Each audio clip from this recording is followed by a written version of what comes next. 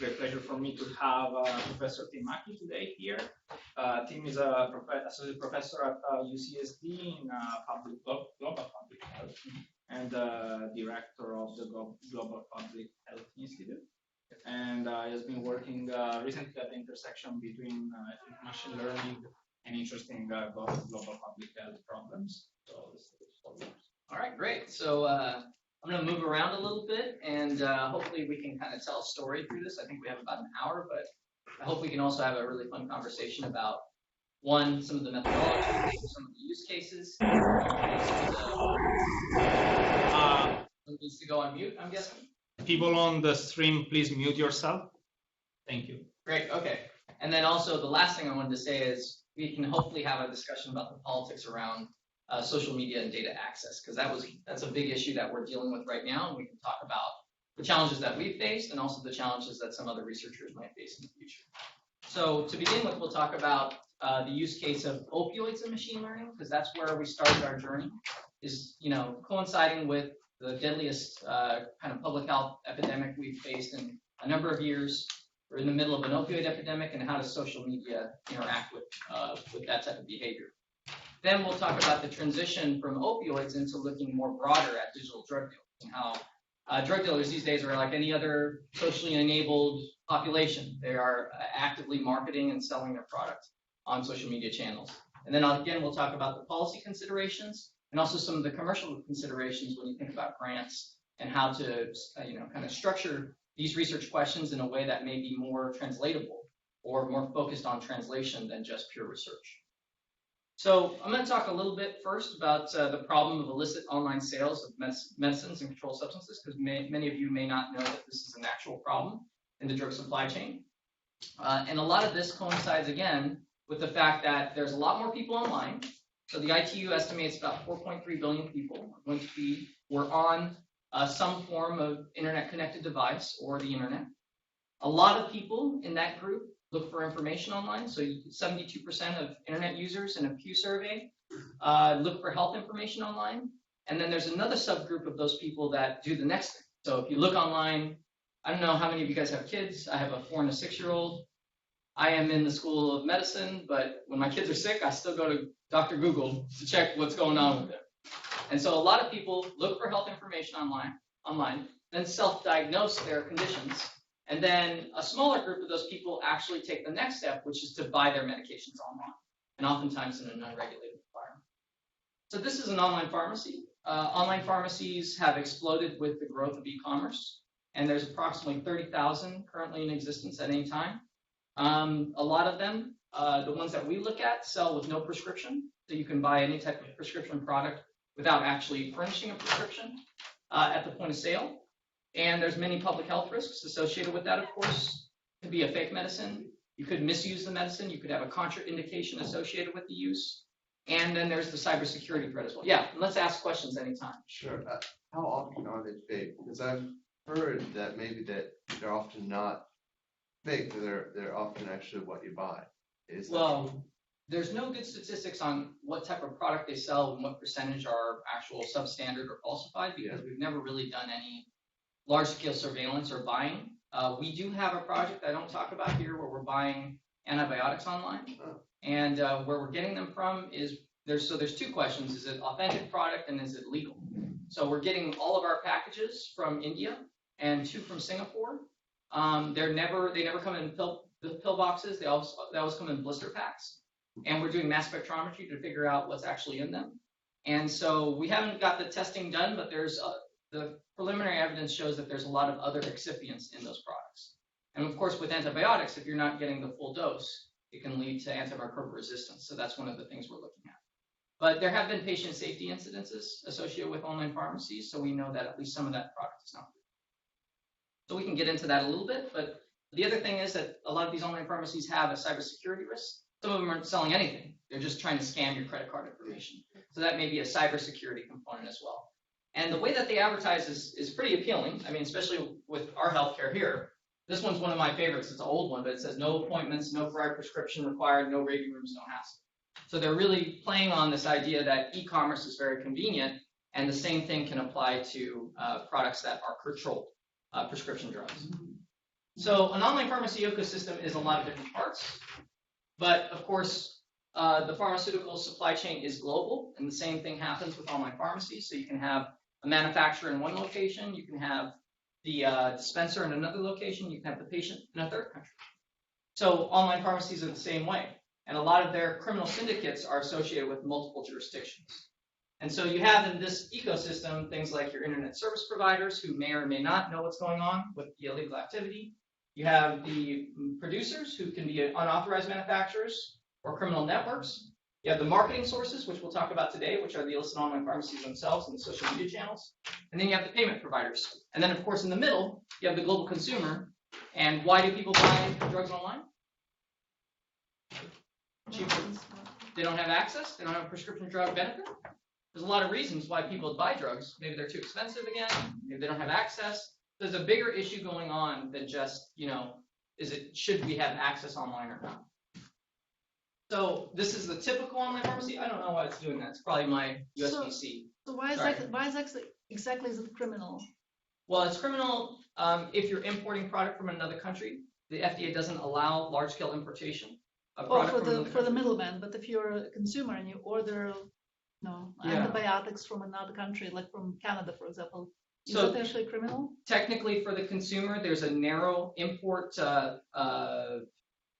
exemption that you can use, but it's very narrow, and you can't be used when you're buying a prescription drug with no prescription, for example. So you as a consumer, if you're buying a drug without a prescription, that's not legal based on U.S. law. And secondarily, there's an import component where it's not illegal to import product from another country. Does that make sense? Kind of. We can have a more detailed conversation. I'm just I can see why it would be a public health issue from the point of view of its impurities, but is there any other issues besides that? If we could why is it a problem actually that needs to be solved or not? Yeah, I would say it's definitely a problem that needs to be solved. We don't know the full scope of it because we don't know how many consumers are actually purchasing medicines online. And from the legal context, it is prosecutable, but most state attorneys would never prosecute a consumer for this type of activity. Wasn't there a movie about it? Dallas Buyers Club? That's actually an access to medicines issue. That's more of an issue of HIV drugs being combinations of therapies. Yeah, right. But you can see some similarities there as well. Exactly. So a typical online pharmacy usually sells a variety of different drugs.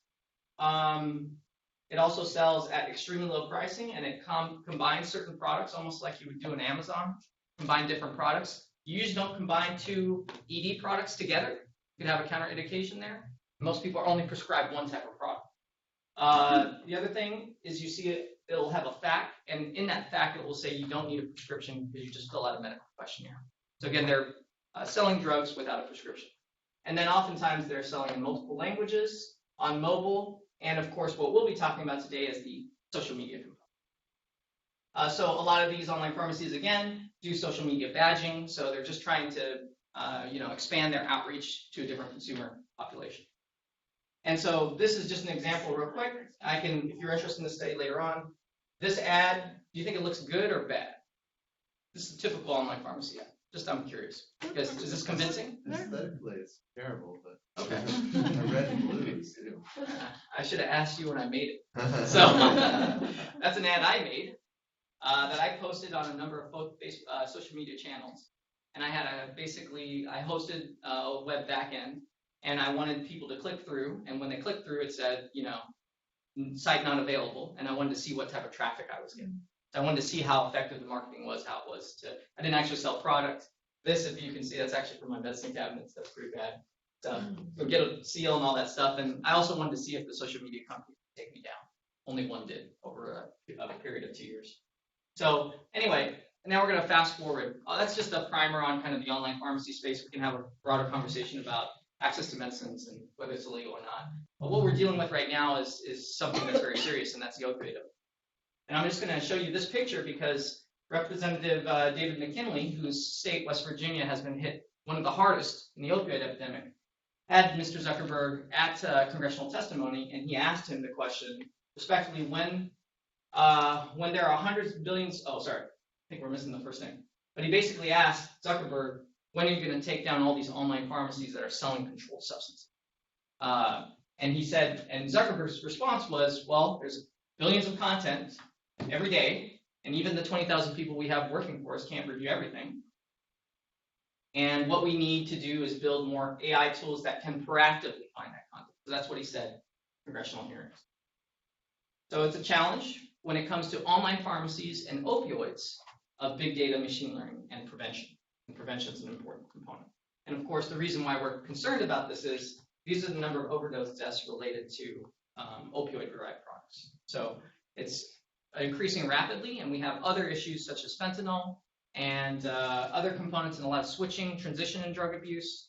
So access and prevention are huge issues. And so this is one example I want to show you. This is Ryan Haidt. He was a teenager from San Diego. Actually, I was a master's student in Master's in Health Law and Policy program, and his mom came to talk about Ryan Haidt. He purchased some Vicodin online from a no prescription online pharmacy, and then he overdosed and died the next day. His mom was a nurse, and her efforts led to a bill called the Ryan Haidt Act, which explicitly prohibits any type of online sales of controlled substances. And controlled substances, of course, are those drugs that are deemed to be highly addictive and are scheduled by the DEA. So this act was named after him. He died in 2001. So it was quite a long time ago. And since then, you know, the Ryan Haidt of today is very different than the Ryan Haidt who was looking at forums and web chats to figure out where he could get medicine. So now we're going to go into this discussion about what actual online pharmacies do in the context of social media. And we're going to focus first our analysis on Twitter. Because Twitter is obviously one of the easiest data sets to pull. And if you guys have done research on Twitter, you know that there's a richness of information that goes beyond the actual tweet itself. There's a whole series of metadata associated with the user, timestamps, information about relational variables such as social network data, how many people have retweeted them, how many people have followed them, and also linkage to different tweets that are related to that tweet. And a lot of self-curation because people, of course, hashtag, right?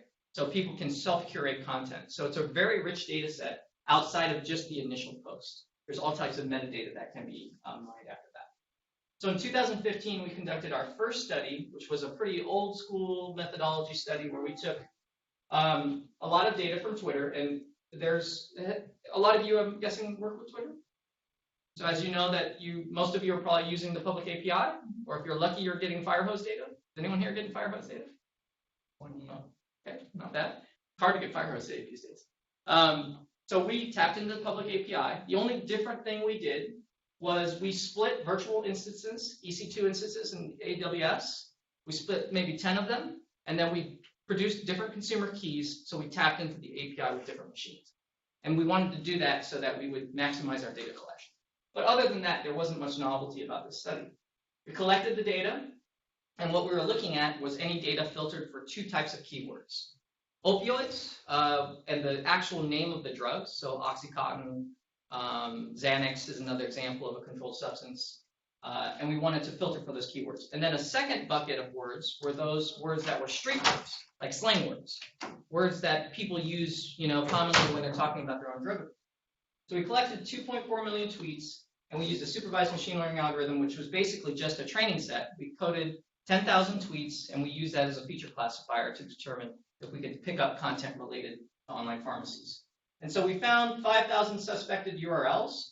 75.7% of them were advertising the sale of Valium. And this, let me see if I can get there. I wanted to show you some of the noise, but actually let me see if I have the link first. Sorry. Yeah, so what we were looking for was something like this, which was buying Valium online, it says in the tweet.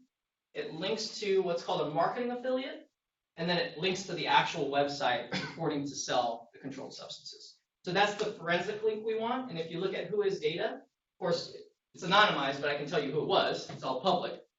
And this marketing affiliate was supposedly located in Barbados, and this online pharmacy had a registered address in Russia. So we want to basically link those data points, which are marketing on social media, marketing online, and then the actual sale of the product to the end user consumer. Now, getting there is interesting because you get a lot of noise in the data set. So for example, this is when Vine was still around. And it's unfortunate that the CEO, I think, he killed himself. And I'm trying to see if I can play it. Didn't work. Okay. Well, if you guys want to see the video later on, you can. This guy is basically high. He shows off his pills, and he's talking in slurred speech about his drug use. So this is what we would consider in public health surveillance, or at least what I would consider public health surveillance, very high quality data. So a lot of the data that we rely upon for opioid abuse is survey-based. So you go to a school, especially with youth and adolescents, you go to school, give them a survey in school, and you ask them about their last 6 months of drug use. So there's self-reporting issues associated with that. There's recall bias, all types of limitations to survey. This is arguably a higher quality grade of evidence that someone actually abused. I'm showing it. So but for the purposes of our use case, that's actually noise. That's not data that we're interested in because it's not related to the online sale of an opioid. And you get things like this. You got this guy that's a rapper, and he's talking about Xanax. And there is actually a little bit of signal in this data, but it's not what we're looking for. It's just a guy trying to promote his music. And then you get things like this, which are even closer to signal, but are noise. So this is a nutritional supplement company that's advertising their products as a Xanax substitute. So it's arguably maybe a violation of some sort of marketing norm, but it's not an actual online sale, an illegal online sale. So you have to do a lot of hand coding to get through a lot of this noise in the data set. And so basically, again, what we've done is we took that first study where we did a feature classifier just with a hand code trading data set. And what we've done from then is, sorry, all the slides are messed up, is what we used in the next phase of our research was a topic model. And so instead of getting a whole bunch of tweets, like 2.4 million, and then hand coding a subset of it and hoping that that subset is representative of the whole sample, which it may not be, especially when you have to pull out the retweets and things like that, and then using that as a classifier. In this case, what we're doing is we're collecting the tweets, we're putting it into a topic model that looks at the whole corpus of all the tweets, and then it correlates word grouping. So essentially, it correlates certain topics, and then you identify the topics that you're interested in, and then you pull those tweets out of those topics and you run it another round. And then you pull those subtopics out of the signal topics that you're interested in. That's a handful of information. Here's the best way to look at it. So these are the keywords. These are the topic groupings we got. This was after multiple rounds. But you can see here, buy online free pills cheap. So we know that all the tweets associated with that topic grouping are probably signal for us related to the online sale of drugs. You can tell here, laughter, medicine, laughing, agree best. That's probably not related to signal. So this way, again, we're able to look at the full corpus of tweets instead of relying on a training data set. So if you don't have an existing training data set, a BTM model is actually pretty good for establishing some kind of baseline training tweets that you can use for a feature classifier later on. So again, Vicodin has the same thing, Oxycontin had the same thing, and when the signal is relatively strong. So one question you may ask is, why is the signal so strong here? Why do you think for this use case the signal is so strong for us? Your data is biased. Your sample is already biased because you used the words. No, we're filtering for keywords. So you're getting buckets of behavioral tweets, news tweets, online pharmacy tweets, etc. But it's a small percentage actually. Well, I assume that certain ones are the focus of news stories and others are just not? I mean, is that what you're implying? Well, no, it's more that online pharmacies want to self-promote themselves. So they're pretty transparent, and the type of terminology they use is pretty consistent. So one online pharmacy usually markets this the way another one, usually with these selling arguments that are like cheap, easy, convenient, things like that. So because they're consistently using those word groupings, the topic models have a higher kind of correlation associated with them in this word group. But what I don't understand is why that certain medicines like Percocet are not. It sounds like they're not. Wait, I'm getting confused by these tables. What is the far left, middle, and right table? So this is just an example of this keyword. When we pulled out 3 topics, these are just 3 examples of topics we found. I see. And then this is one of the signal groupings we found. I see. Now for Percocet, we also found one signal grouping here. In reality, we're breaking it up into about 20 topics. and we're looking for those. And sometimes in the first round, you may not even see signal. It depends because maybe there's not enough tweets associated with that topic. But you're hoping to see some pattern in the word groupings, and you can adjust it for how many words you want it to output. So we have it here for 5, but usually we do what's called a K=20 grouping. We look at 20 word groupings, and we hope that we find some of those groupings that look like online pharmacies. Right. Okay. So this is a kind of convenient example. You could do Percocet and find nothing. Yeah. But basically it gives you kind of a very top level scan of tweets. Does that make sense? Yeah. Okay, cool. So we already took a look at this. So what we did after we published a few studies about this was we then tried to demonstrate that we could do this at a closer time, as close to real time as we could. Because one of the things that happens is criminal actors often delete their messages. So you want to be doing surveillance and analysis pretty quickly. So we published one of our papers, and I was at a conference presenting it at APHA, which is the American Public Health Association. We got a call from CDC, and they asked us to participate in a codathon. And this was the first codathon that HHS, the Health and Human Services, ever has ran, and it was around opioids. So we went there, we collected the tweets in advance, we brought our own data set, and over 2 days, we basically classified them with the BTM model from 117,000 tweets.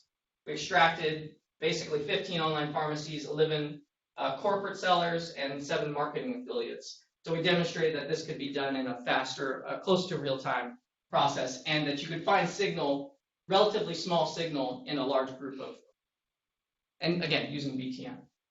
So that's one of the things that we did to try to translate how this could work commercially, maybe in the future, and we'll talk about that at the very end. Okay. And then what also happened after the codathon was that the FDA decided that this was a big issue. So the FDA had what's called the Online Opioid Summit, and they invited a number of stakeholders to come out and talk about what was going on, how opioids were being sold online, and what were the steps being taken. And so, guys, can you guess who was maybe there? Anybody? You? I was there, yeah, because my name's there. It's pretty easy. Anybody else? There's more people there. There's a closed door meeting, by the way. So part of it was public, most of it was closed door.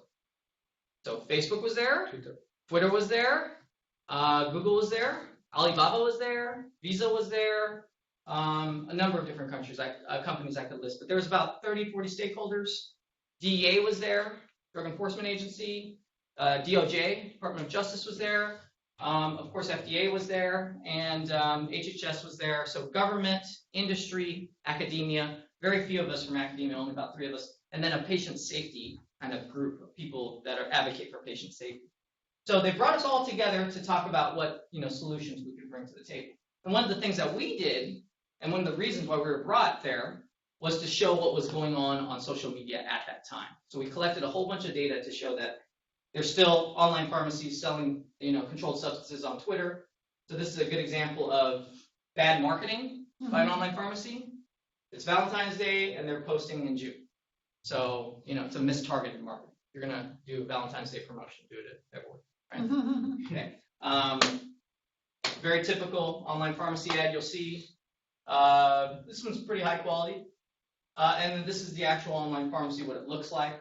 It looks kind of sketchy there, obviously, but some of them are better. And then they also integrate other communication applications. And then we started to see other stuff. So we were looking for online pharmacies. We're looking for, buy something cheap, go to our website.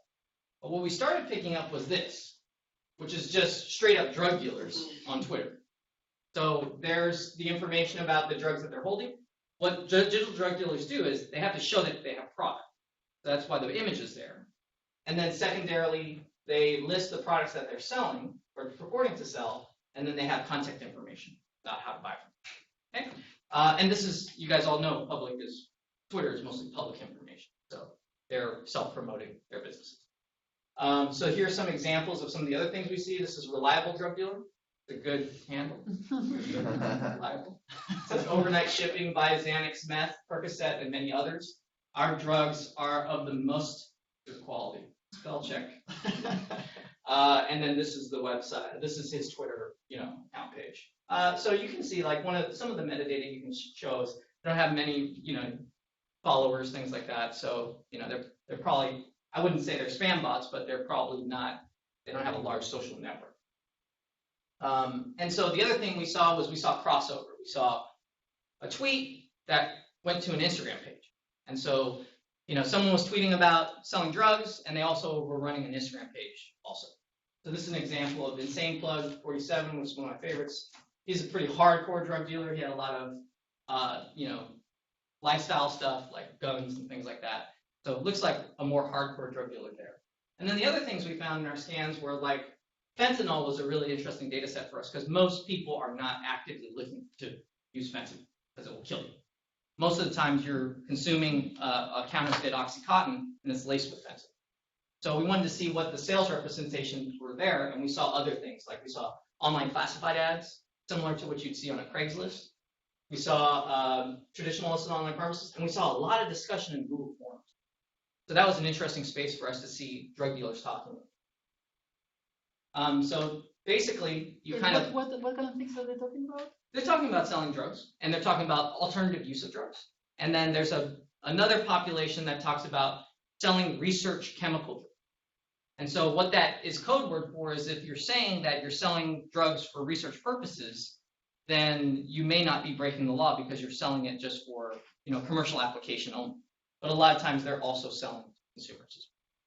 So that's the type of conversations we see. I have a question about Instagram and Twitter. Well, particularly Instagram, aren't they geocoded? No, the Instagram data is not geocoded with the same precision as a JSON file will have for Twitter, where you actually have the GPS coordinates associated. Although even Twitter is only about 3% of all tweets are actual hard geocoded. But Instagram is not even? No, you don't get any GPS data. You do, people can self-tag locations, but again, that's self-reporting. So you don't have that finite data. With the seeming ease it requires to find the drug dealers. I mean, a basic topic modeling approach can very quickly find the topic associated with selling drugs. Yeah. It makes me wonder, why is this stuff not tackled more by we'll get to that. Definitely. So when FDA brings you all into a room, have a conversation. And some of those conversations don't go so well. So we'll talk about that a little bit. There's a few things that the backstory is actually the most exciting part. So one of the other things you can do just to get back on the methods is once you find the online pharmacy, you can also do web forensics to kind of do site mapping to see what those websites actually look like. And then you can look at the networks associated with it. So this is a marketing affiliate that has a whole bunch of online pharmacies selling drugs around it. So there's another layer of web forensics you can do to try to pick out, where, dealers are, where online sellers are, and any type of relationships between those online sellers associated with, the websites they're using. So this is an example of a simple map we created of online pharmacies. The ISP is here, and then the purported space where their registered address is here. An interesting thing we found in the opioid space was found a cluster of online pharmacies that said that they were from Pakistan. And so if you know anything about Pakistan, is they're producing a lot of opioids and raw materials. So we found that interesting, and there have been some Pakistani nationals that have been prosecuted by the DOJ for selling online controlled substances. Okay, so basically that's kind of a mix of all the stuff we did, but we started with Twitter. And once we finished, but Twitter led us to other things. And one of the things that led us to was this discussion about drug dealers on Instagram. And so I'm going to talk about the Instagram component, and then I'm going to talk about YouTube, which is a new project that we do. So right now we're doing a project on Instagram because we picked up a lot of drug dealers. And Instagram is a very different data set to kind of tackle. So one, you can't really search with, standard language. You have to search through hashtags. So first you have to identify how a community is self-curating content. So we are populating automated searches with certain hashtags, and then we're web scraping data from the front end of Instagram. And why are we web scraping? Because the Instagram API is garbage. Like, it basically provides you no data. And that was, I think they made that decision like 6 months ago or something like that. It's pretty recent. After the Cambridge Analytica. Yeah. So politics changes data access quite a bit. So a lot of times you have to find other ways to gain access to data. One of the good things about social media platforms is they want users to have an experience, and they want more interaction on their web fronts. So they really can't hide a lot of data on their surface pages because they want people to have interaction. So you can web scrape a lot of that data. So we web scraped from July to October 2018. These were the hashtag keywords we used. This is pretty interesting. It says oxycodone, which is standard. It says Xanax Angel. You didn't notice anything about these words here? They're misspelled. Yeah. So what Facebook did was, about 6 months ago, the FDA was like, why are you selling all these drugs online? And Facebook said, well, what we'll do is any opioid-related keyword, when someone tries to search for it, we'll redirect them to the national hotline for substance abuse. So what did those communities do? Change the spelling. Yeah, change the spelling and then now those communities know where to go. So this is Adderall spelled with one L. And that's the only change that they've made. And then we used deep learning to basically look at the syntax of the text to try to identify any type of drug dealers. So we've used deep learning on 1,700 posts, and we picked up these type of drugs. I'll show you the pictures. This is an interesting component for us. We didn't find any online pharmacies. So online pharmacies are not active on Instagram, but they're active on Twitter. So it's just a market segmentation. And then we found other results and other images that we couldn't confirm, and I'll show you a few of those. And we've asked around, and we finally figured out what some of those images are. There's some good lessons here. So again, what we're doing primarily in this study is we're using BTM on all the comments we pull, we web scrape, to build a training set. And then that training set of Instagram comments or posts that we think are signal, we use then with a deep learning classifier. So if you don't have a training set, you have to collect a training set somewhere. BTM is one good way to collect that training set. Not a very high precision, but you can at least pull one of those topic models out, look at the posts, and pre-populate that for another feature classifier, such as with deep learning. And with that, 12,000 posts, and we're going to have to ground truth this. So the reality is we still do a lot of manual annotation to make sure that we are actually getting good results. But our initial pull was about 1,000 drug on Instagram. Okay. And here are some examples. So this is one. He says, order now for pain and anxiety pills, and he's hashtagging all the drugs he's selling. And this is his metadata. So his metadata actually has the information of how to order from him. So it's not necessarily embedded within the post. It could be in the metadata. This is another one. This one, of course, he's putting his contact information within the actual post itself.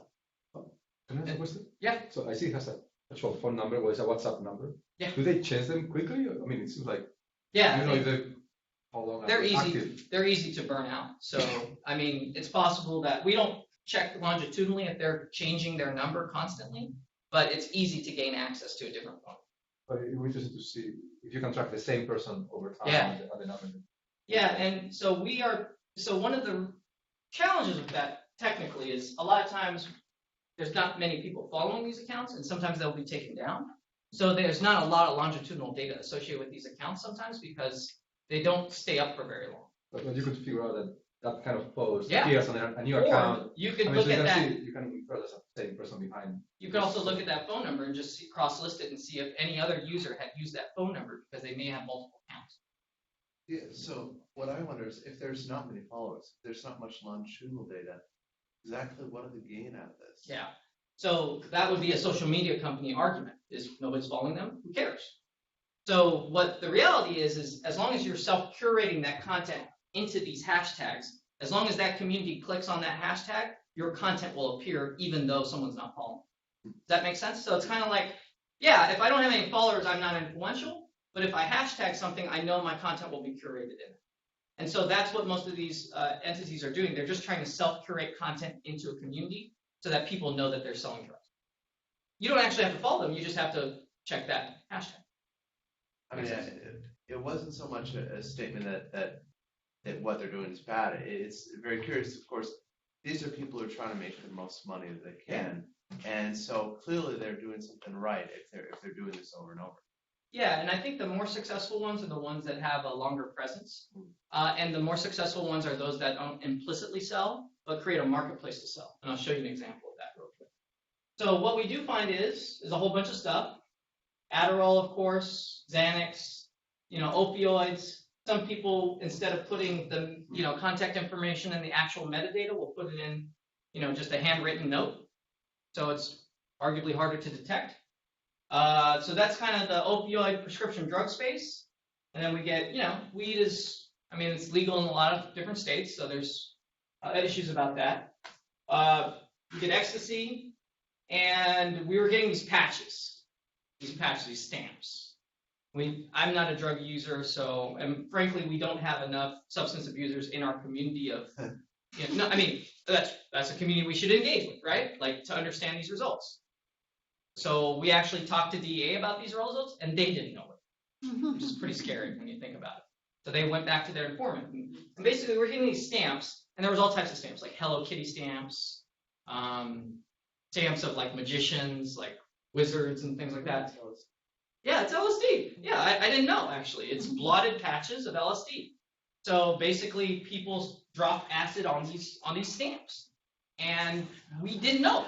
We didn't know that was LSD. But they were self-curating with LSD words in there. So we thought it was signal. We just couldn't confirm it. And there's a lot of other drugs. So are you running your algorithm still on text only? Yeah, it's only text. So we're not doing, and that's an important point. Right at this point, because of the amount of signal we're getting, it's easier to manual annotate the images. And I'll show you another example of why we don't want to use a lot of image classifiers right now. We're working on it. Deep networks will solve that problem. We're thinking more of a multimodal approach, with text and image to see if we can triangulate something. There's some data that's just throwing us off, and I'll show you an example of that. So those are some examples of what we find. You know what? If anyone's curious, you can watch it on my laptop. Basically, this guy posts a non-signal post, or what doesn't look like strong signal. And if you watch the comments, it's just a marketplace. Like, people will say, well, you're going to sell drugs? Oh, I want to buy those drugs. Oh, give me your number. Things like that. It's just a back and forth conversation. So the original post doesn't have much signal in it. It's the sub-comments that create the marketplace. And this is a guy that's more successful. He's posting the images of the pills, but the actual post itself doesn't have too much explicit content, but he's creating a marketplace for other people to sell drugs. So how do people find that post? Through hashtags. Oh, so yeah, hashtags. It's all curated through hashtags. And again, the communities know when you change an L on Adderall, basically. So yeah, anyway, here it is. Oh. So it just says buy Xanax, contact. There's some lifestyle stuff in there about getting high. Multiple drug use, which is kind of interesting. This guy talking about how Xanax is not good for NFL football players. And then you get into this, the actual dealing and selling kind of at the end. So that's what's kind of interesting, is if you look at the single post, you're not really getting the full conversation of all that's going on. Yeah. What percentage of these posts have engagements like this? In the drug dealer category, we generally see more than 10 comments. I don't know what the exact distribution is, like what the median would be for the number of comments associated with a parent post, but generally we see engagement of at least 5 to 10 comments. And not all of those comments are signal. So some of those comments may not be related to selling drugs. Does that make sense? Yeah. And I'll show you another example of what we see there as well. So the image classifier is a good question, right? So this is an example of why we've had a hard time with image classification. So this is a drug dealer, got drug pictures in his, account metadata, and he's got all the things we would want to see in text signal. But he's posting a picture of exercise equipment. And we had a lot of pictures of exercise equipment from drug dealers. We don't know why they're posting exercise equipment. Steroids? It's possible that there's a steroid angle here, but there's no mention of steroids in these. There's no hashtagging of steroids, which is another community. Yeah, they use all types of. There's some slang terminology in here that may direct you to other communities, but we saw a lot of exercise equipment. So we think that maybe some communities are self-curating images associated with drug use that are completely unrelated. So that would actually, in a multimodal approach, it may actually crowd out this signal. So we had a lot of problems with. So when you actually go to the account, he is selling drugs, but he's selling drugs and exercise equipment. I don't know. but he is definitely a drug dealer. So that's the reason why, and he's got these patches here. Here are examples of the patch. They're kind of crazy. The Hello Kitty one was my favorite. But anyway, so that's what we see on Instagram. And then, Tim? Yeah. Have you clicked on any of the stories? What's in the stories? The Stories? Yeah, so if you go back to your last slide, you see how that ring around the image? If you click that, you get little snippets, little videos, and it's called stories. And so I'd be very curious to see what's in those stories. Like it's The profile picture, social media profile, it has a ring around it. it'll probably be like maybe their product, That's maybe more like ephemeral promo. content, right? It's ephemeral content, yeah. Let's take a look at it's probably still up. We can take a look at it. As you can see, all my data scientists that work with me are Chinese. So anyway, yeah, so let's take a look at that. I actually have never looked at that component of it. We've never, So tried to actually, qualitatively look at it. I've been thinking all this time also about Snapchat because it is like Yeah. it's guaranteed to only live for a day. Yeah, It yeah. would be a more natural place for illicit activity. Yeah, so DA and DOJ always ask us about Snapchat when we say we can get data. And we do about it, it's private data. Just like we can't get DMs in Twitter, and we shouldn't. Honestly, I mean, that's not data that anyone intended to be public. We're collecting publicly available. But Snapchat does have some publicly available They do, data. yeah. I think it's very limited in this use case. I mean, because the drug dealers, they have to be public as well. They have to True. be found by people. I'm not sure. I think when you get to once you get to the component of what's your number, the communication kind of ends. Yeah. There's some traditional form of communication that goes into the actual supply after. So the only thing we can get to is intent to sell and intent to buy. But we can't get to actual proof of someone actually buying unless someone says, dude, you screwed me on, these drugs, or the drugs weren't no good or something like that. We generally don't see as many But comments. I would be interested to hear you look into obfuscation policies that they're using because they have to that's a good protect idea. themselves too, Yeah. right? So I'm surprised you're actually seeing so much on Twitter and Instagram because it's a archival type Yeah. things that are available for law enforcement to see. So drug dealers might want to avoid those kinds of venues and look for something that's. They may, or especially if the content starts getting policed, which we can talk about in a little bit. Actually, following up on what Christina said, it would make sense that maybe most of these people use Silk Road or something like that. Why, to what degree, would tackling publicly Would they available- migrate to another platform? Sure, of course. But namely, I wonder if Silk Road is even more popular. It's I've heard news about how it's you use Tor to get on it. It's much more secure. It would seemingly be the more popular option. And thus tackling this may only will not necessarily solve. No, I think it cuts off maybe one component of marketing. It doesn't address the access issue. Actually, we do some work in the dark web space, and it's a very interesting dynamic there. Like the dark web actually has very high quality product. So a lot of that is actually more B2B than it is B2C.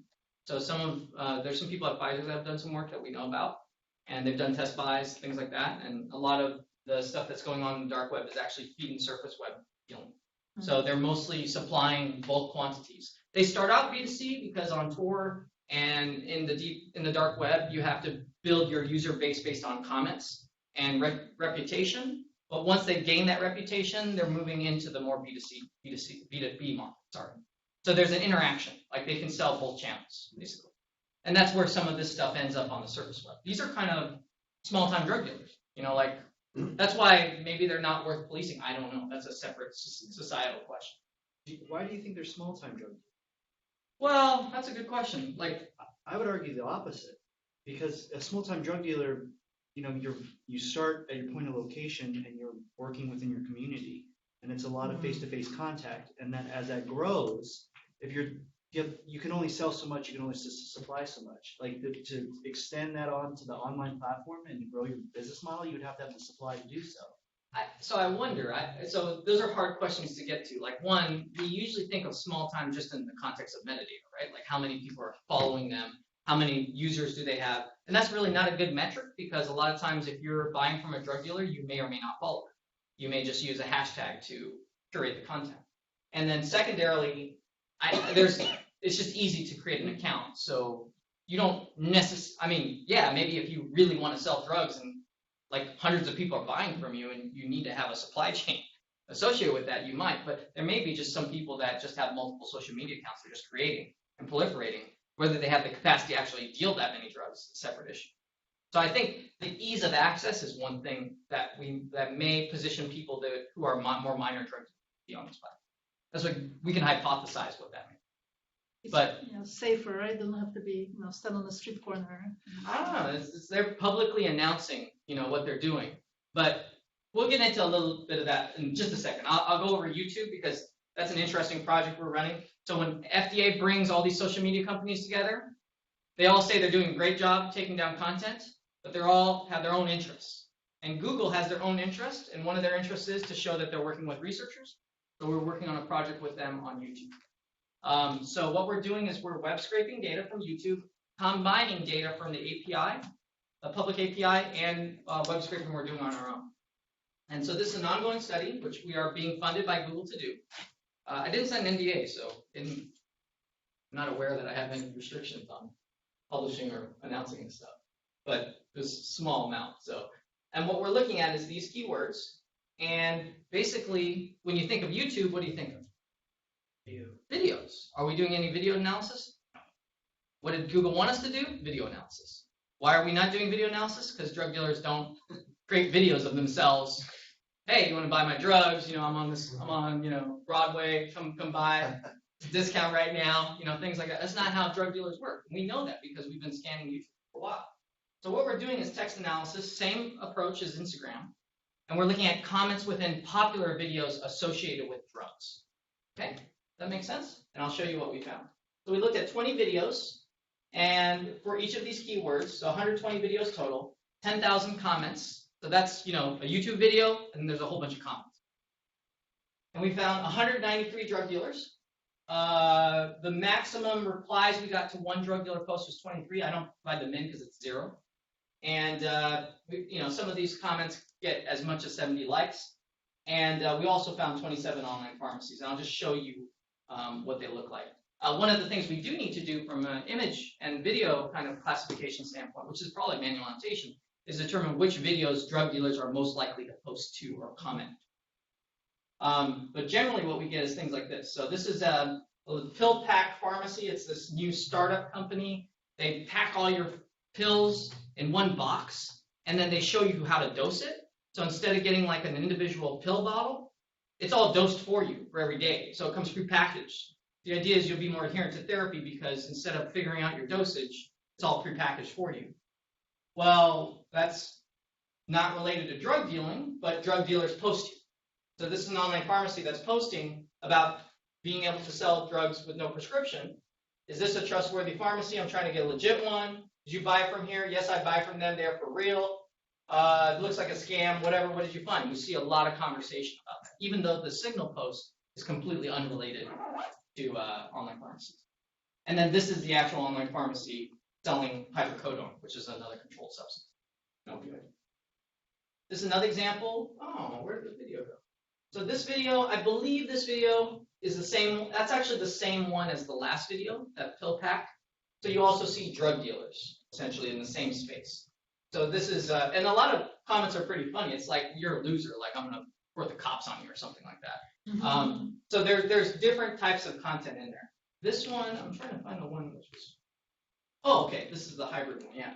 So this is pretty tragic. This is a local news video about a parent losing their child to the opioid epidemic. And so, of course, if you have a video about the opioid epidemic and it's terrible, and a lot of people are watching it, I think this had close to 300,000 views. Of course, on this, you're going to have drug dealers selling drugs through the comments because it's just highly accessed content. It just seems like they follow a keyword rather Yeah, than. that's it. They just want to, like our hypothesis, our early hypothesis is just looking for the most popular videos related to drugs. So if I'm and it's interesting, like not everyone here is talking about the death of a child. Some of them are talking about their own drug abuse, how to get drugs, and the conversation rapidly changes.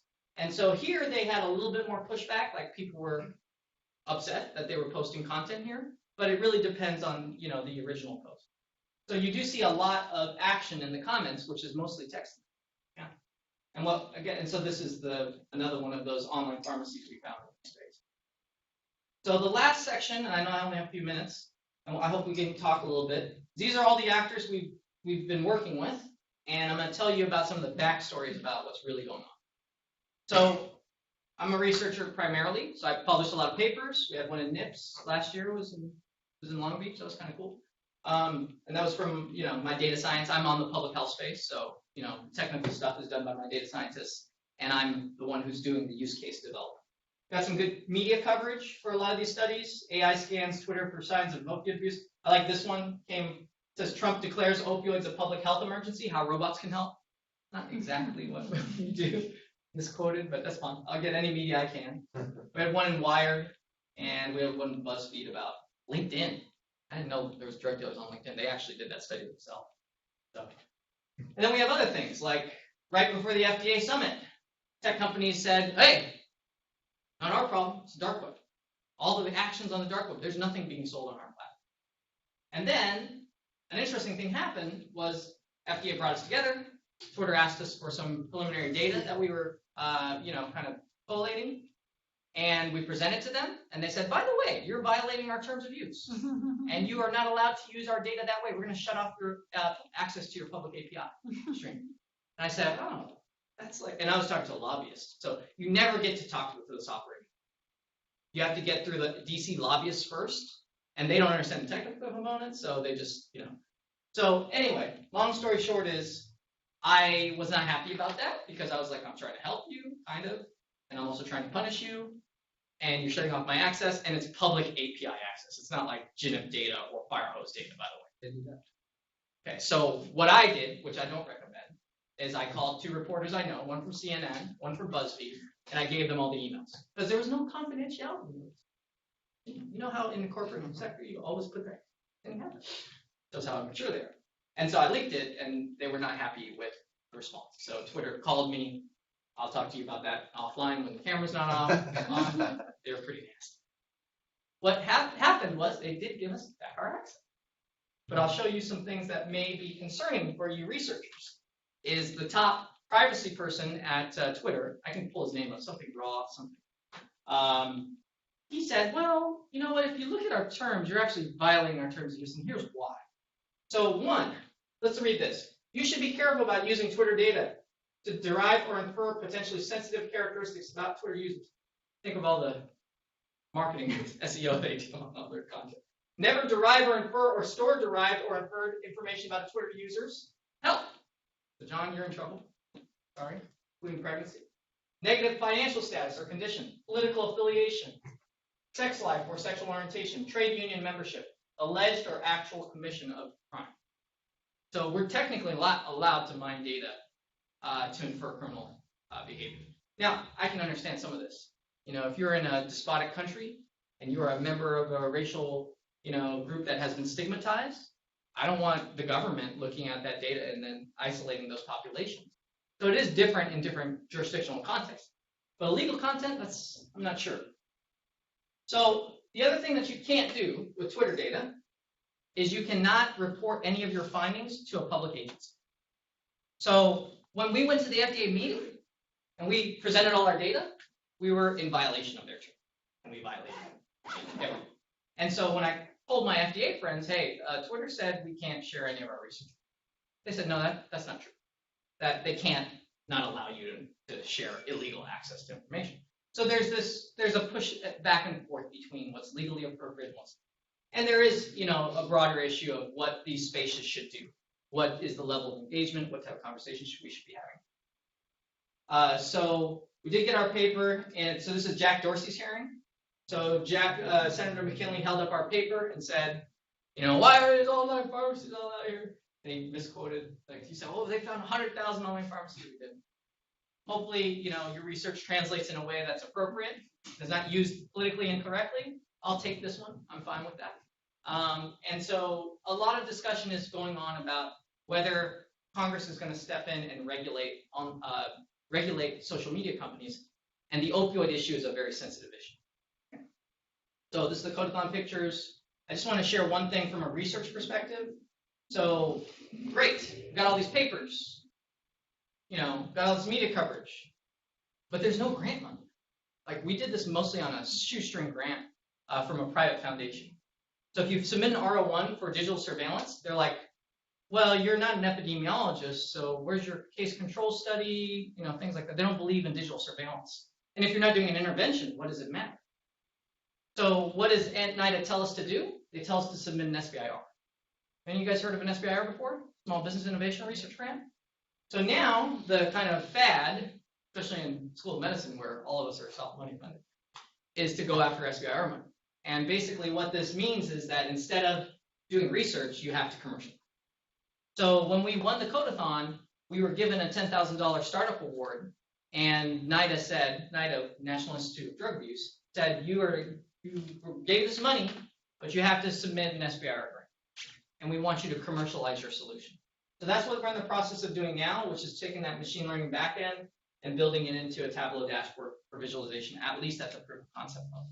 And looking at multiple social media channels and looking at different machine learning approaches to that different unstructured data. So this is an example of a dashboard we're working with Pfizer on, pretty simple stuff as a mock-up, and some of the other things we're doing. And then the last thing I wanted to say is there's just some quick questions that are fun. Methods, what methods do you want to use depending on the structure type, the data structure you're looking at, especially with social media and the conversations going on. It's not about all about ML. I have one student or one research associate, sorry, she's not a student anymore, she's paid and she's a research associate. All she does is hand code drug dealers all day long. Like you do have to hand code a lot of stuff. Even though we're talking about ML, most of our stuff is confirmed by some manual annotation. So it's, of course, improving the models, but a lot of times there's a heavy component of manual annotation. There's an interaction between social media platforms. Again, you could shut one down, it could go somewhere else. We're not really solving the problem, but there may be this co-interaction. And then the policy ethics component is really important. So I wrote an op-ed that I couldn't place. I can place studies, but I can never place op-eds, which is kind of pissing me off. But I just asked the question, if you're a drug dealer, should you have the expectation of privacy? And that's a real question. So Twitter's argument is that we shouldn't be mining illegal activity. And that those users, even though they're trying to sell drugs and promote themselves, should have some form of privacy because they're Twitter users. And my argument is it's not much different than if you're standing on a street holding a sign up saying you're selling drugs. If someone walks by you and sees you, they should have the right to report you to the police. That's my view. And now we're going to bring in all the ethicists, and they're going to hopefully figure it out. Okay? Because that's not my space. But that is a real issue that we're dealing with there. So that's it. I'm sorry for the slide stuff. Some other applications we're using it. We're looking at wildlife trafficking right now. Yeah, there's a lot of animal parts being sold online, so we'll look at that. And we also found a lot of other illegal stuff, like fake passports and all types of it. That's it. That's the first one. Thank you. Oh, thank you.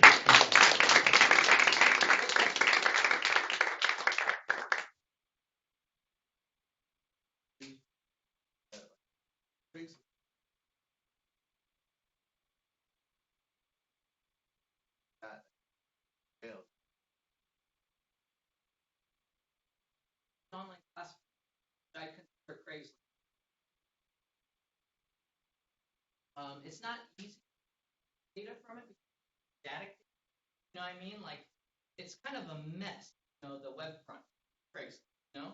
So you'd have to do a lot of search queries. And then also because the data is not limited, then there's a lot of long-coded data you'd have to go through. So we really haven't looked at it yet, although we've picked up stuff through, what we tend to see is that those online classified ads actually surface on search.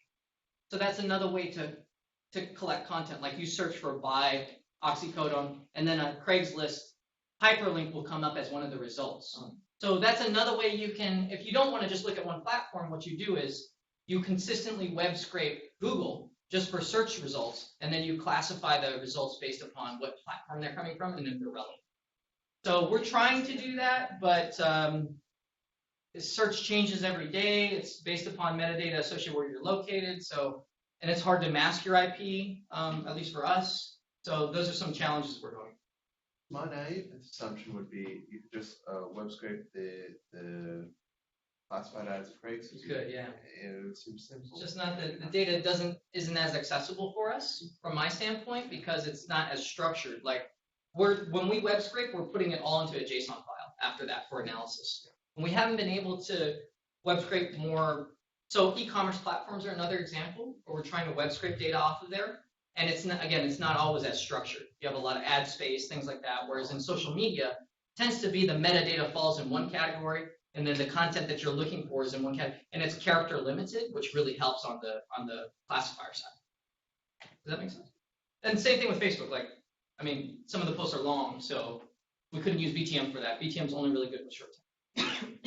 Yeah, so in your Twitter data pool, how much of that was tweets versus coming from like MoPub or something paid? You mean like spam, bot traffic versus user traffic? No, Twitter runs an ad network for mobile and they inline those results. Oh yeah. You mean like ad content versus actual, what I would call organic content. Right. Yeah, so we didn't, when we're scraping data for that, we don't really see many meta tags for advertising. So I don't think there's any advertising content within that space. I'm pretty sure. I have to double check.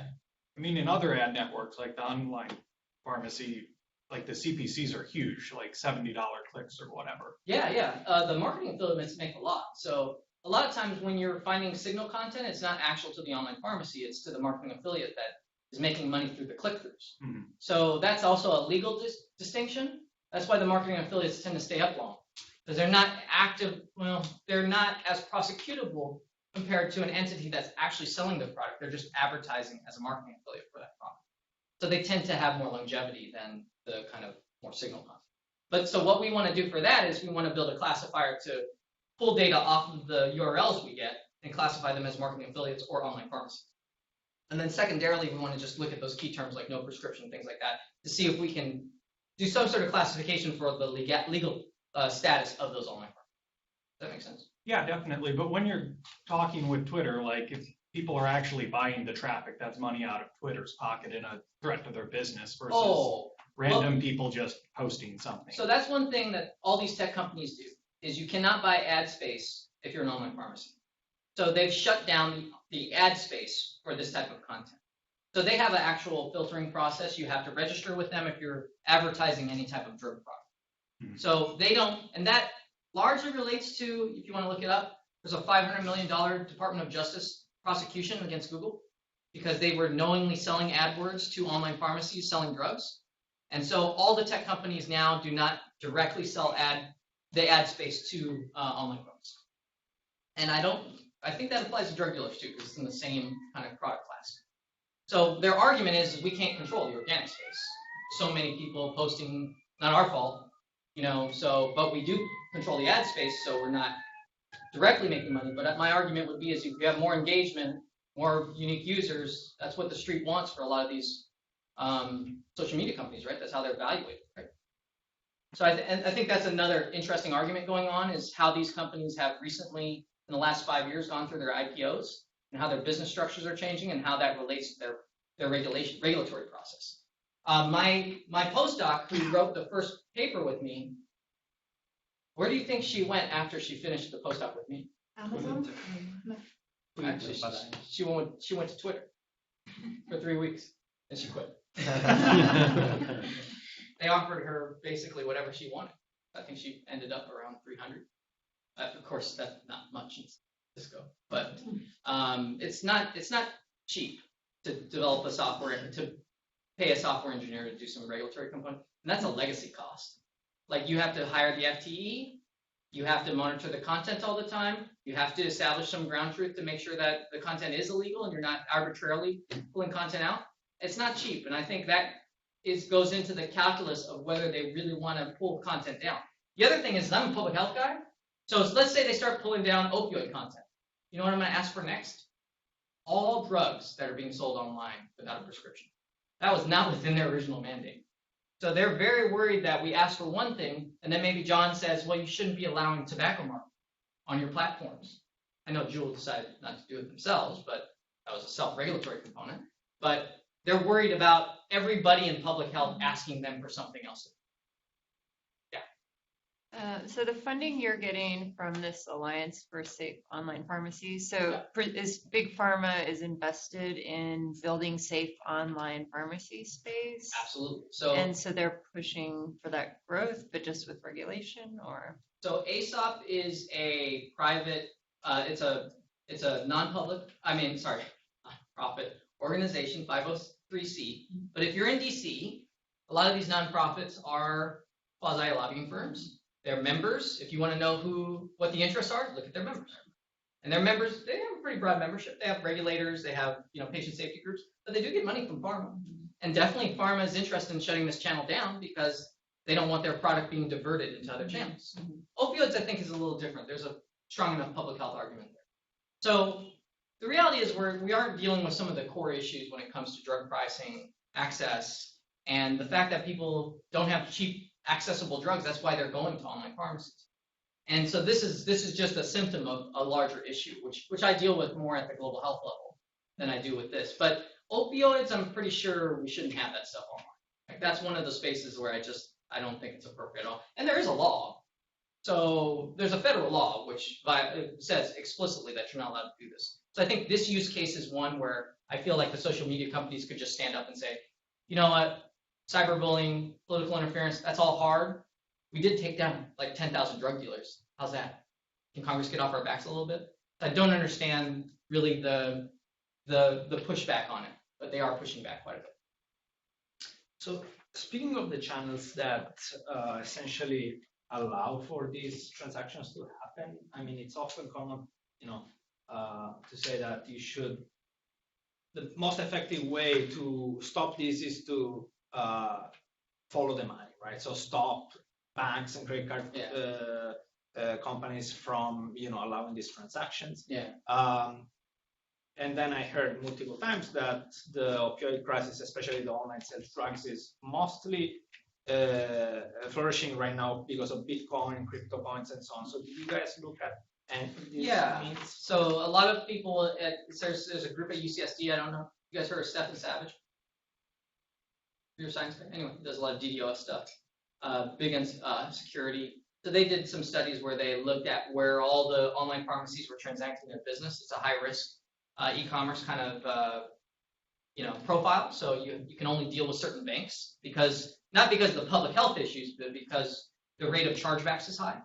So your consumer may just charge back the amount that was spent on their credit card. So banks, there's a high risk for them. So yeah, there are certain banks that transact that. So if you shut down the bank, then the online pharmacies have a harder time, gaining access to capital, and then they're not going to sell stuff. But there has been some disintermediation of that with blockchain, right? So I do a lot of work on blockchain as well, especially in the health space and the health vertical. And of course, that allows for a decentralized currency with no central authority. And so we do see a lot of crypto and so we see Bitcoin and Ether mostly when it comes to transacting for sales for online pharmacies. And don't see it in the drug dealer space as much because you can send payments via Venmo or another app that makes it a lot easier, and you don't have to tag what you're spending the money on. So at the individual drug dealer user, we don't see it. At the more business to business layer, we see it. But the problem with Bitcoin and Ethereum is they fluctuate in value. So you're never getting a baseline currency, So that's why people don't like to trade in cryptos, because the valuation often gets skewed, and that skews your drug price. So there's some limitations to that, other than the fact that you can't anonymize some of the payment. That makes sense? But we see it on the surface web.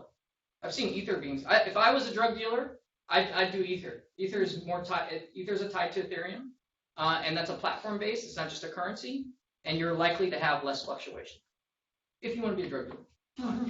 Thanks for the tip. Yeah. So hopefully that was informative. And if you guys are ever interested in this space, like we do opioids right now, but we do all types of drugs.